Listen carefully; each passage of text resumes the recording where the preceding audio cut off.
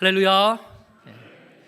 주의 은혜와 평강이 성도님들 가정과 일터마다 함께 하시기를 축복합니다. 옆 사람과 인사 나누겠습니다. 마라나타. 다시 오실 주님을 기다립니다. 그렇습니다. 우리 주님께서 반드시 다시 오심을 믿고 우리의 믿음이 약해지지 않기를 축복합니다. 오늘은 주신 말씀 의지하여서 그리스도의 마음을 품고 섬기는 기쁨, 이런 제목으로 말씀을 증거합니다. 먼저 오늘 찬양을 한 곡 먼저 보여드리고 들려드리는데, 서울 모테트 합창단이 코로나19로 어려움을 겪는 성도님들을 위로하기 위해서 준비한 찬양인데요, 그 찬양 한 곡을 먼저 우리가 듣고 그리고 말씀을 계속 듣겠습니다.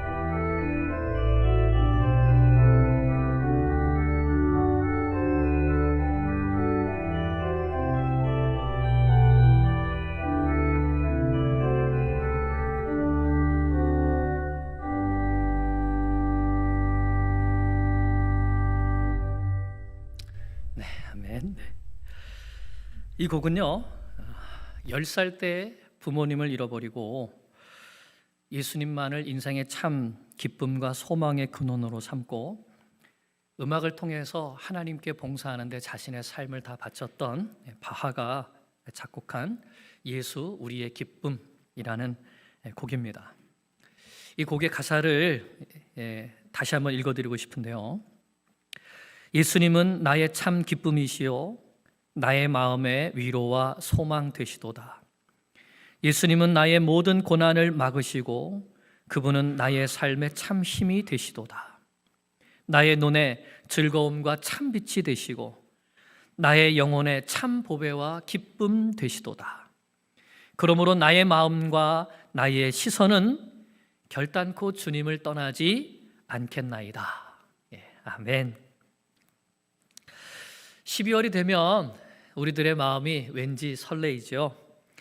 연말이 되어서라기보다는 우리 구주 예수님께서 이 땅에 오심을 기억하며 축하하는 성탄절이 있기 때문일 것입니다.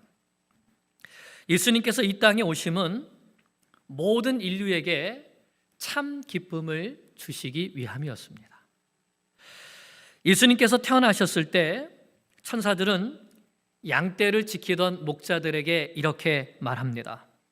무서워하지 말라. 보라, 내가 온 백성에게 미칠 큰 기쁨의 좋은 소식을 너희에게 전하노라. 오늘날 다윗의 동네에 구주가 나셨으니 곧 그리스도 주시니라. 아멘. 이렇게 외쳤지요. 우리를 위한 구세주로 오신 예수님의 탄생은 분명히 우리에게 큰 기쁨이 됩니다. 뿐만 아니라 예수님께서 이 세상에서 사셨던 섬김의 삶이 또한 우리에게 큰 기쁨이 되죠. 예수님은 병든 자와 눈먼 자와 저는 자들의 기쁨이 되셨을 뿐만 아니라 세리와 창녀들의 기쁨도 되셨습니다. 또한 예수님의 부활도 큰 기쁨이 됩니다. 예수님께서 십자가에서 죽으셨을 때 제자들 가운데 큰 슬픔이 있었지만 부활하신 예수님을 다시 만났을 때에는 이전의 그 슬픔을 다 잊어버리고도 남을 정도의 큰 기쁨이 제자들에게 있었습니다. 이렇게 우리 주 예수님의 탄생과 섬김과 부활도 큰 기쁨이 되지만 예수님의 다시 오심도 우리에게는 큰 기쁨이 될 것입니다. 아직 그날이 오지 않았지만 우리는 큰 기대와 소망을 가지고 그날을 기다립니다. 왜냐하면 분명히 그날이 되면 이 세상에서 맛보지 못했던 큰 기쁨을 주님과 함께 맛보게 될 것이기 때문입니다.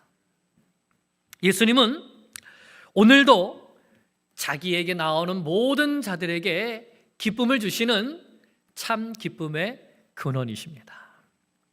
오늘도 예수님을 나의 마음 중심에 모심으로 예수님이 주시는 큰 기쁨으로 살아갈 수 있는 주의 성도들이 될 수 있기를 간절히 축원합니다. 그렇다면 예수님을 마음 중심에 모신다는 것은 무슨 뜻일까요? 예수님을 나의 마음 중심에 모신다. 그것은 예수님을 영접한다 하는 뜻도 있겠고 또는 예수님과 함께 산다라는 뜻도 있겠지만 저는 예수님의 마음을 품고 산다. 예수님의 마음을 품고 산다 하는 이것도 굉장히 중요하다고 생각합니다. 예수님의 마음을 품고 살면 예수님처럼 살 것이고 그러면 분명히 예수님께서 기뻐하시며 사셨던 것처럼 우리도 기뻐하면서 살 수 있을 것입니다. 사도 바울이 그렇게 생각했습니다. 그래서 바울이 예수님의 마음을 품고 예수님처럼 살았죠. 그 결과 바울은 어디에 있든지 어떤 형편 가운데 있든지 항상 기뻐하고 감사하는 삶을 살 수 있었던 것입니다. 그래서 바울이 빌립보 성도들에게 이 편지로 이렇게 권면하는 것이죠. 빌립보 교회 성도 여러분, 여러분 안에 예수님의 마음을 품으십시오. 그러면 여러분 가운데 기쁨이 충만하게 될 것입니다. 그렇다면 예수님의 마음은 무엇일까요? 예수님의 마음은요. 오늘 말씀에서 바울 사도는 우리에게 두 가지 예수님의 마음을 가르쳐 주고 있습니다. 첫째는 사랑이고 둘째는 겸손입니다.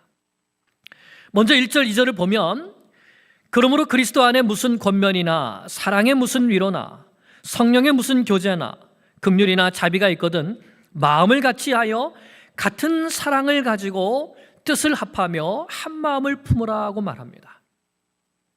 먼저 바울은 빌립보 교회에 서로를 향한 권면과 위로와 구제와 긍휼과 자비가 있기를 원했습니다. 권면은 낙심해 있거나 어려움이 있는 사람들을 격려해 주는 것이죠. 위로는 마음을 나누어 주는 것입니다. 구제는 물질을 나누어 주는 것이고, 긍휼과 자비는 불쌍히 여기는 마음을 가지고 기꺼이 도와주는 것입니다. 그런데 이런 것들이 기쁨이 되기 위해서는 전제가 있습니다. 그것은 그리스도 안에서 마음을 같이 하여 사랑으로 한 마음을 품는다는 것입니다. 다시 말하면 모든 성도들이 다 같이 사랑의 마음을 품으라는 것이죠. 여기서 우리는 교회가 하나 되기 위하여서 아주 중요한 것이 바로 사랑이라고 하는 것을 알 수 있습니다. 사랑.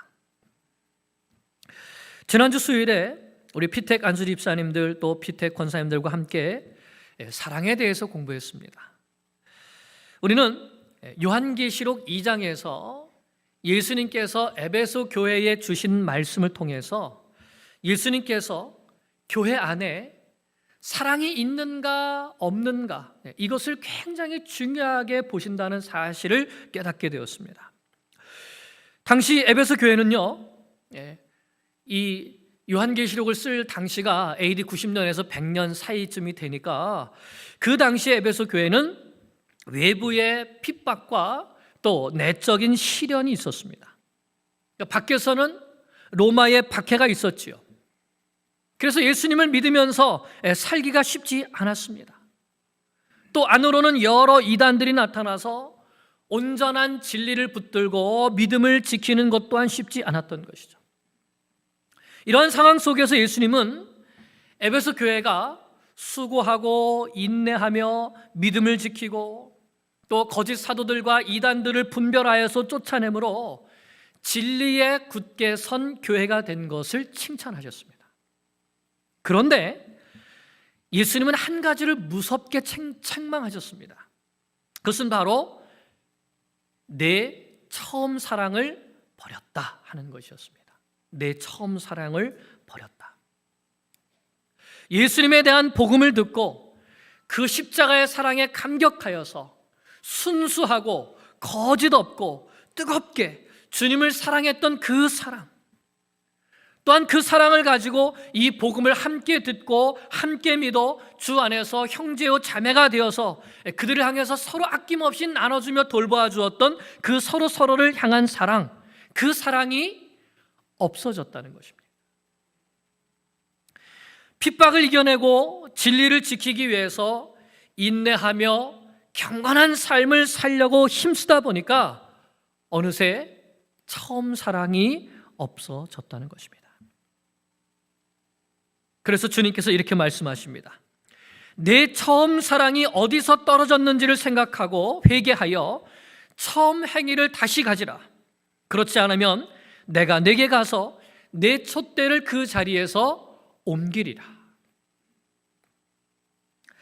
예수님께서 처음 사랑을 잃어버린 교회는 내가 그 촛대를 옮겨버리겠다고, 내가 직접 그 교회의 문을 닫으시겠다고 하신 이 말씀에 우리는 참 많이 놀랐습니다.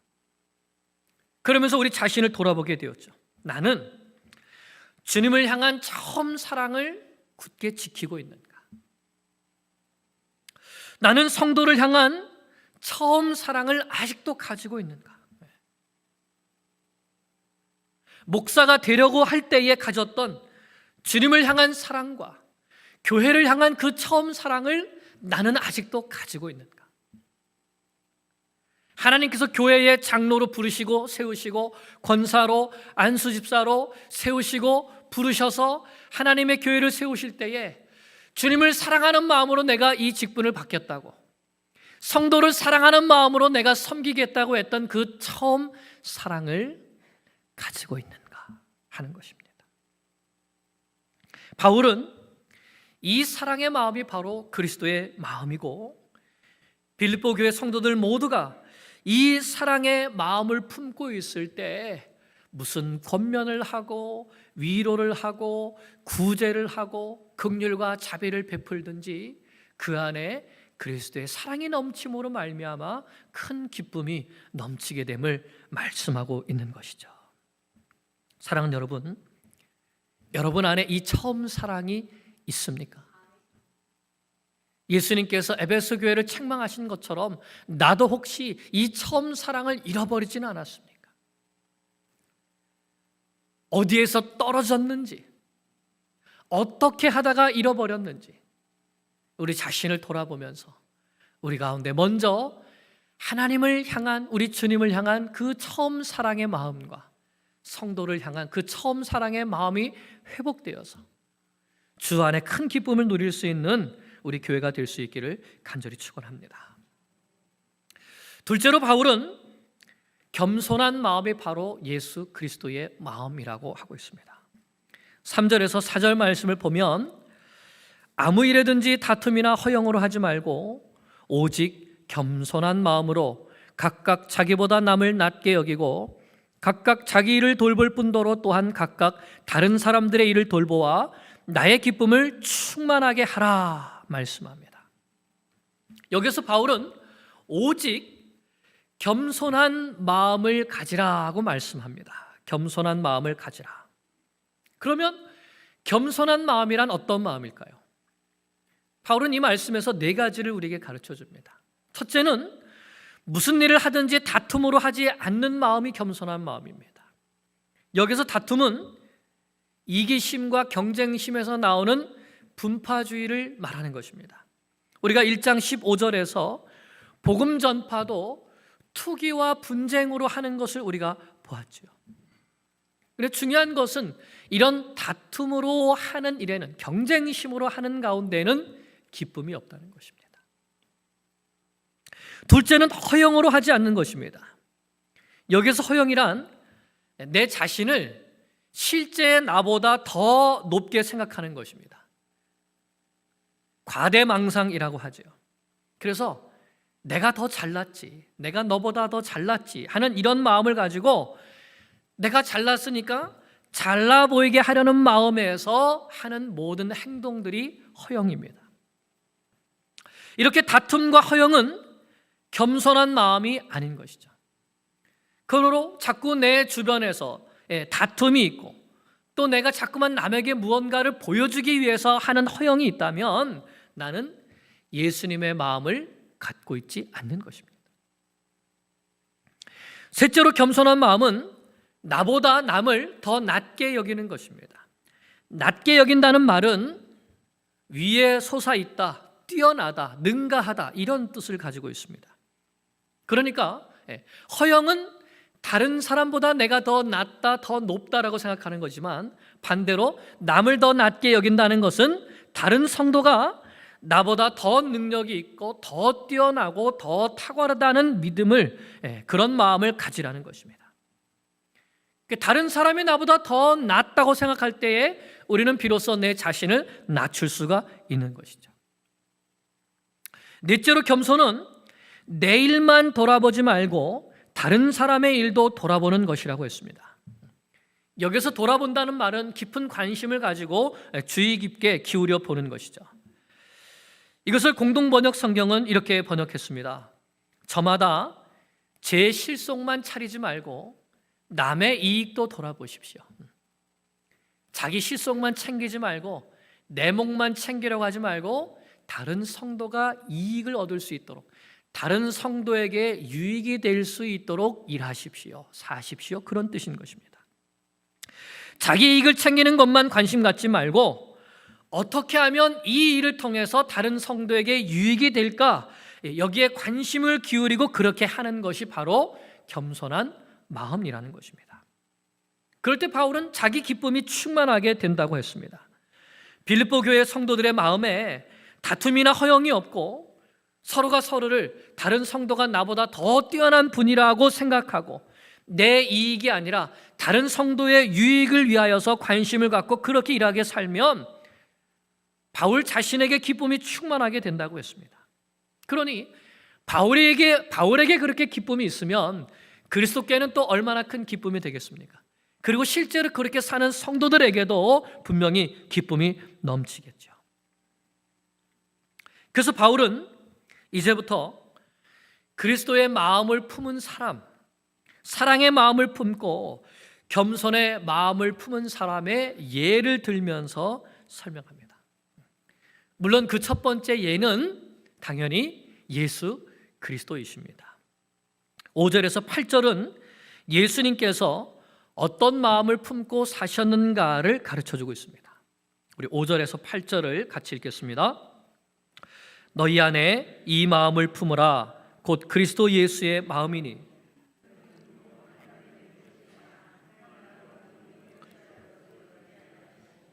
오히려 자기를 비워 종의 형체를 가지사 사람들과 같이 되셨고 사람의 모양으로 나타나사 자기를 낮추시고 죽기까지 복종하셨으니 곧 십자가에 죽으심이라.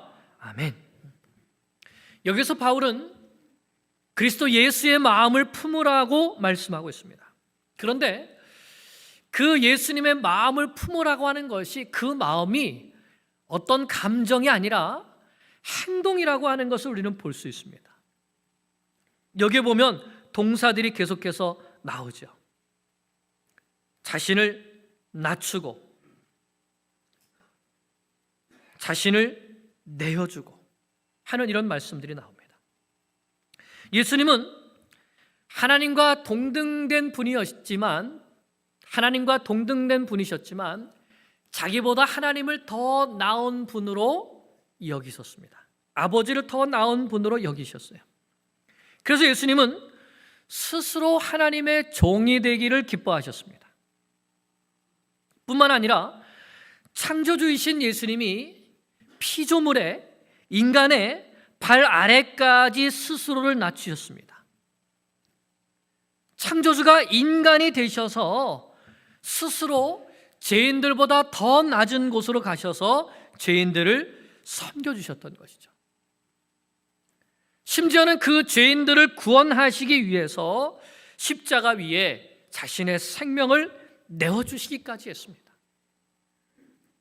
이것은 아버지의 뜻이었고 예수님은 죽기까지 철저하게 아버지의 뜻에 순종함으로 말미암아 아버지를 높여드리고 아버지를 섬겨드렸던 것입니다.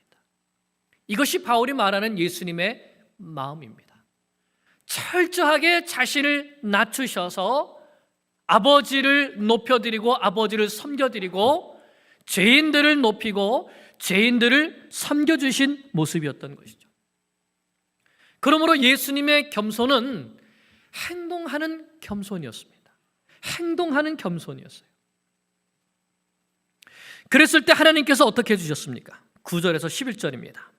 함께 읽습니다.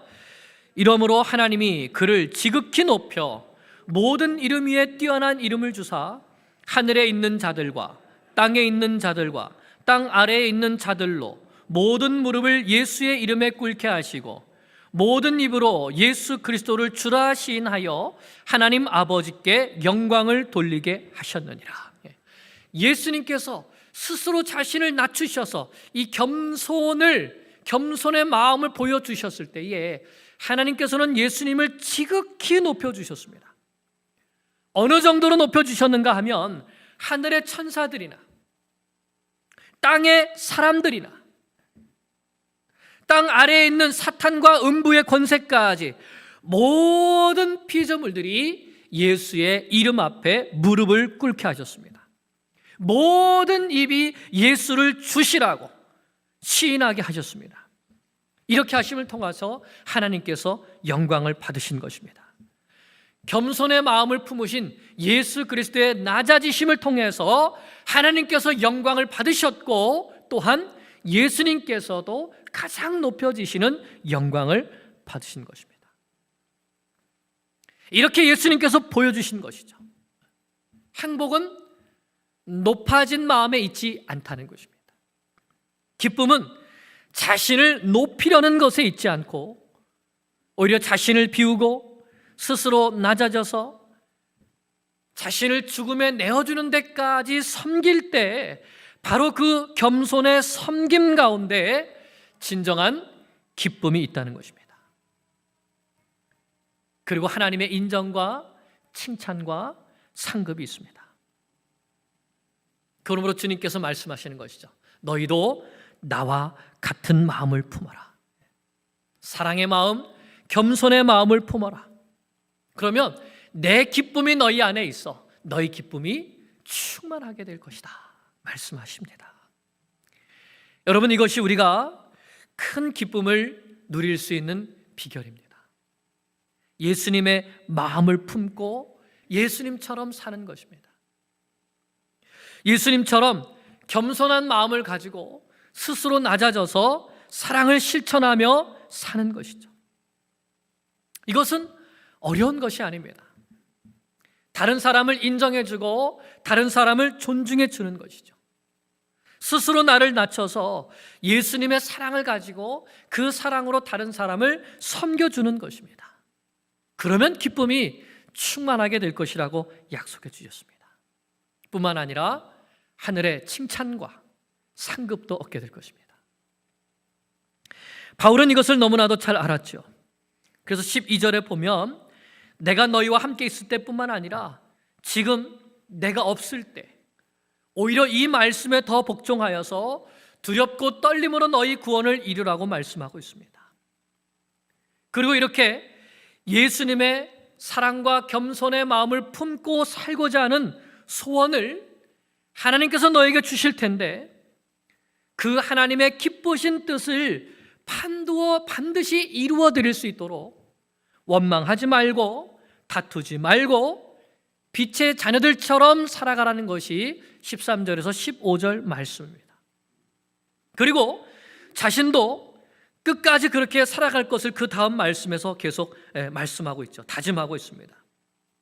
빌립보 교회의 성도들이 바울의 선교를 위해서 물질을 보내주고 또 동력자까지 보내줘서 섬겨진 것에 대하여서 감사하면서 여러분들의 그 섬김과 사랑의 헌신이 물거품이 되지 않도록 예수님처럼 나도 나의 삶을 하나님 앞에 전제와 같이 부어드려서 나도 기쁘고 여러분도 기쁘게, 그래서 우리가 함께 기뻐하기를 원한다고 말씀하고 있죠.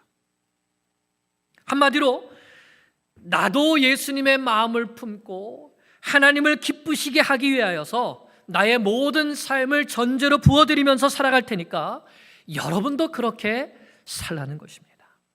그래서 하나님도 기뻐하시고 예수님도 기뻐하시고 나도 기뻐하고 여러분도 기뻐하는 이런 모두가 기뻐할 수 있는 이러한 삶, 겸손과 사랑으로 섬기는 삶, 이러한 삶을 살자고 말씀한 것입니다.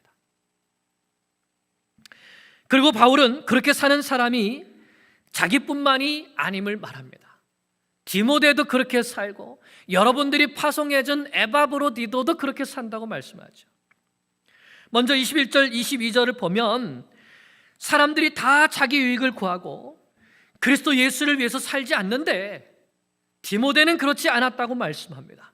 그는 끝까지 나를 떠나지 않고 바울이 붙잡혀서 지금 로마의 감옥에 갇혀 있는데 자식이 아버지에게 하는 것처럼 끝까지 나를 섬겨줌으로 나와 함께 복음을 위하여 수고하였다고 말씀하고 있습니다. 디모데도 예수님의 마음을 가지고 사랑과 겸손으로 이렇게 자기를 섬기고 복음을 섬기고 있지 않냐고 말하는 것이죠. 또한 에바브로디도에 대해서도 말합니다. 25절을 보면 그는 나의 형제요 함께 수고하고 함께 군사된 자요 너희 사자로 내가 쓸 것을 돕는 자라고 했습니다. 여기에서 너희 사자라는 말이 빌립보 교회에서 바울을 돕기 위하여서 파송한 형제라는 말인 것이죠. 그런데 그 에바브로디도가 바울을 위해서, 복음을 위해서 예수님의 마음을 품고 사랑과 겸손으로 섬기며 살다가 병들어서 죽게 되었습니다. 26절을 보면 자기가 병든 것을 알고 또 27절을 보면 그가 병들어 죽게 되었으나 이렇게 말씀하고 있죠. 그리고 그 소식을 들은 빌립보 교회의 성도들이 에바브로디도가 병들어서 죽게 되었다는 그 말을 듣고 크게 근심하였습니다.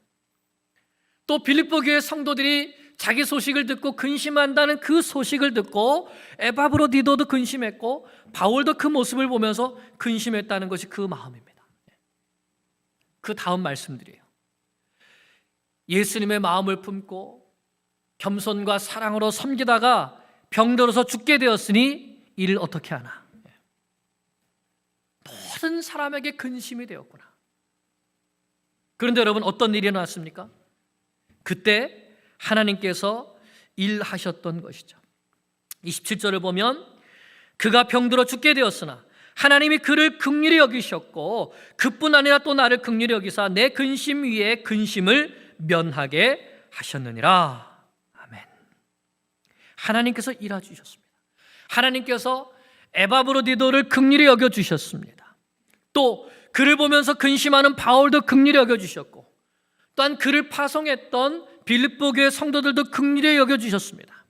그래서 에바브로디도를 그의 죽게 되었던 병에서 낫게 주셨던 것이죠. 그래서 바울은 계속 말합니다. 내가 이제 그를 너희에게 급히 보내니 주 안에서 큰 기쁨으로 그를 영접하고 에바브로디도처럼 예수님의 마음을 품고 겸손하게 섬기는 자들을 존귀하게 여기라. 하나님께서 예수님을 존귀하게 여겨주셨던 것처럼 여러분도 예수님의 마음을 품고 여러분을 대표해서 사랑과 겸손으로 나를 섬겨주었고 복음을 섬겨주었던 이 에바브로디도, 이 형제를 존귀하게 여겨주십시오. 그러면 우리의 기쁨이 충만하게 될 것입니다. 여러분, 2021년이 얼마 남지 않았는데 우리 모두가 이 해가 가기 전에 예수님의 마음을 품는 이 기쁨을 맛볼 수 있기를 기도합니다. 예수님처럼 사랑의 마음, 겸손의 마음을 가지고 섬김을 통해서 얻는 기쁨이 우리 가운데 충만하기를 기도합니다. 그래서 우리가 한번 이제 올해가 얼마 남지 않았지만 이렇게 보면 좋겠습니다. 먼저 집 안에서 가족들에게, 남편에게, 아내에게, 자녀들에게 또는 부모님께 예수님의 마음, 사랑의 마음, 겸손의 마음을 품고 섬기는데 어떻게 섬기느냐? 따뜻한 말로 격려하면서 섬겨주는 것입니다. 그런데 그것을 하시기 전에 먼저 반드시 기도를 하셔야 됩니다. 하나님, 지나온 한 해를 주님 돌아볼 때에 내 남편이, 내 아내가, 내 자녀들이, 우리 부모님들이 무엇이 힘드셨을까요? 제가 어떻게 격려하고 어떻게 위로해드리면 좋을까요? 하나님 가르쳐 주세요. 이렇게 기도해야 되는 것입니다. 그러면 틀림없이 하나님께서 우리 마음에 소원을 두고 그 기쁘신 뜻을 따라 행하게 하시는데 우리에게 가르쳐 주실 것입니다. 그러면 하나님께서 가르쳐 주신 그 말로 위로하고 격려하고 기도하는 것입니다. 그러면 분명히 기쁨이 넘칠 것입니다. 첫째는 가족에게요. 그리고 또 한 가지는 우리의 주변에, 우리의 이웃이든지 직장이든지 또는 우리의 교회 안에 우리 성도들에게든지 이렇게 한번 해보시는 겁니다. 하나님의 위로와 하나님의 격려가 필요한 사람이 누굴까? 내가 예수님의 마음을 품고 사랑과 겸손의 마음으로 섬겨야 될 사람이 누굴까? 그 누군가를 찾아서 섬겨드리는 것입니다. 그런데 이것도 기도해야 합니다. 하나님, 제가 예수님의 마음을 품고 누구를 위로하고 누구를 격려해주고 누구를 섬겨주기를 원하십니까? 또 하나님께서 누구를 섬기라고 마음에 떠오르게 해주시면 하나님 그 형제를, 그 자매를 섬길 때 제가 어떻게 섬겨드리기를 원하십니까? 기도해야 하는 것이죠. 이렇게 기도하면 하나님께서 자기의 기쁘신 뜻을 따라 우리 마음에 소원을 두시고 이렇게 하라고 말씀해 주실 것입니다. 그러면 그렇게 순종하는 것이죠. 얼마 안 남은 2021년이지만 예수님께서 보여주신 대로 예수님의 마음을 품고 사랑과 겸손으로 섬길 수 있는 우리 마지막 이 한 해의 마지막 날들이 되기를 기도합니다. 이렇게 우리 한 사람 한 사람이 예수님의 마음을 품고 서로 사랑하고 서로 겸손히 섬기면 어떤 일이 일어나게 될까요? 기뻐하고 또 기뻐하는 기쁨이 충만함이 일어나게 될 것입니다. 코로나로 지친 마음, 우울한 마음, 힘들어하는 마음, 이 모든 부정적인 것들이 떠나가게 될 줄로 믿습니다. 뿐만 아니라 하나님께서 예수님의 마음을 품고 살아갔던 에바브로디도를 그 죽음에 이를 질병에서 낫게 해주신 것처럼 우리가 예수님의 마음을 품고 사랑과 겸손으로 섬길 때에 우리 안에 있는 어려움이 떠나갈 것이고 우리 속에 있는 질병으로부터 노임을 받고 나음을 입게 될 것을 믿습니다. 그래서 우리 안에 큰 기쁨을 주시게 될 것을 믿습니다. 모두들 코로나 바이러스 때문에 움츠러들고 또 오미크론 변이 때문에 염려하지만 우리는 예수님의 마음을 품고 올해 남은 이 마지막 시간들 속에서 예수님의 마음의 바이러스, 사랑의 바이러스, 겸손히 섬기는 바이러스, 이 바이러스를 퍼뜨려서 행복과 기쁨이 가득한 우리 교회와 가정이 될 수 있기를, 성도님들 여러분이 될 수 있기를 우리 주 예수 그리스도의 이름으로 간절히 축원합니다. 기도드리겠습니다.